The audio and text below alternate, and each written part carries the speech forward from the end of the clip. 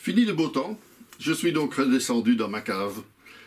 Et comme on a eu pas mal de grands vins ces derniers jours, il est temps de remettre les pieds sur terre et de parler de vins plus abordables. Et automatiquement, je pense alors à des vins du Midi, du sud de la France, où on trouve aujourd'hui des vins tout à fait honnêtes, à des prix très honnêtes aussi, très abordables donc.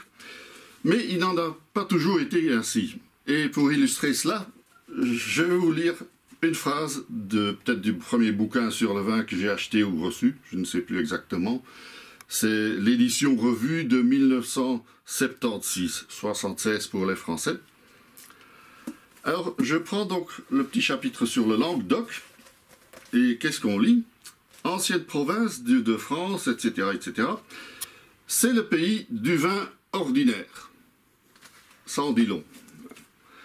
Mais pour comprendre cela, il faut voir l'histoire. En fait, le Languedoc a été complanté de cépages ordinaires à très très grosse production, notamment le cépage Aramon, est très connu, mais bon, pour cela, c'est pas tellement à son honneur.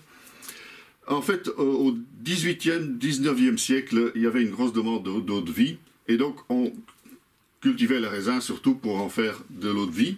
Ce qui a changé fin 19e siècle, où on a commencé à produire du vin rouge, avec cela du vin rouge de table très ordinaire, qui était devenu par après donc vraiment la boisson traditionnelle, ordinaire des Français, le gros rouge qui tâche, comme on dit, les grands litrons. Moi je me souviens encore étant petit enfant de ces bouteilles à étoiles d'1 litre avec une capsule. Mais le vignoble a connu quelques crises et à partir des années 60, on s'est orienté petit à petit vers des cépages nobles pour améliorer la qualité parce que sinon il n'était plus possible d'en vivre. Et c'est ainsi qu'on a planté des cépages nobles, comme j'ai dit, et de ce fait, petit à petit, on a vu la création d'abord dans les années 80 des premières appellations comme Saint-Chinian, Coteaux du Languedoc, etc. Et même aujourd'hui, on commence à distinguer vraiment les terroirs d'exception, des terroirs qui produisent des vins à caractère spécifique, et on commence à distinguer aussi des crus dans le Languedoc.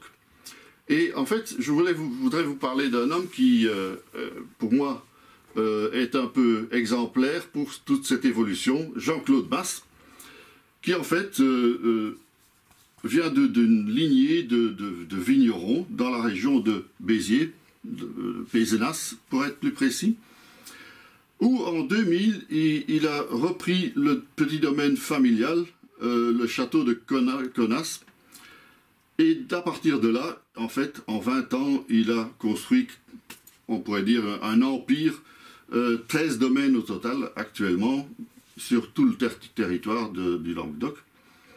Mais surtout, il a fait ça petit à petit et toujours en s'assurant des bases de qualité, donc avec un outil de vinification très performant, avec un contrôle strict de la qualité. Il a environ 600 hectares en propriété actuellement et il achète des raisins d'environ 600 hectares en plus, mais chez des vignerons qui sont contractuels, c'est-à-dire ils sont contrôlés. Il y a des agronomes qui vont voir sur le terrain si tout se passe bien. Ils doivent récolter quand c'est le moment voulu, etc., etc. Donc, en fait, il a tous les moyens pour produire des vins haut de gamme, mais aussi des vins de base de très très beau niveau. Et je voulais vous présenter aujourd'hui donc la gamme Valmont, vigne de Paul Valmont, qui existe, comme vous le voyez, en blanc, rosé et rouge, et qui en fait sont des assemblages de différents cépages, mais judicieusement choisis par Jean-Claude Mas, qui fait tous les assemblages lui-même. Le blanc est à base de cépages du Midi traditionnels, tels que Grenache blanc, Chazan, Mauzac, et j'en oublie un, mais enfin c'est pas grave, associé à du Chenin et du Sauvignon. C'est un blanc frais, sur les notes florales, fruitées. Ce ne sont pas des vins très corsés, mais ce n'est pas le but. C'est le but d'avoir des vins très accessibles, très agréables à boire à tout moment de la journée ou en semaine, sur des plats plus légers. Vous avez le rosé à base de cépages traditionnels du Midi, Grenache, Syrah et Cinsault. Un vin de saignée, un rosé de saignée, c'est-à-dire qu'il y a eu un contact pendant quelques heures avec la peau des raisins. Donc ce n'est pas un rosé extrêmement clair, hein, il y a quand même un peu de couleur, parce qu'aujourd'hui c'est un peu la mode de rosé qui ressemble plutôt à des blancs parfois. Mais donc un rosé sur la cerise, très fruité, très gouléant, très agréable aussi. Et le rouge, à base de Grenache, Syrah et Carignan, avec un peu de merlot. Donc un vin souple aussi, mais avec du fruit, de la fraîcheur.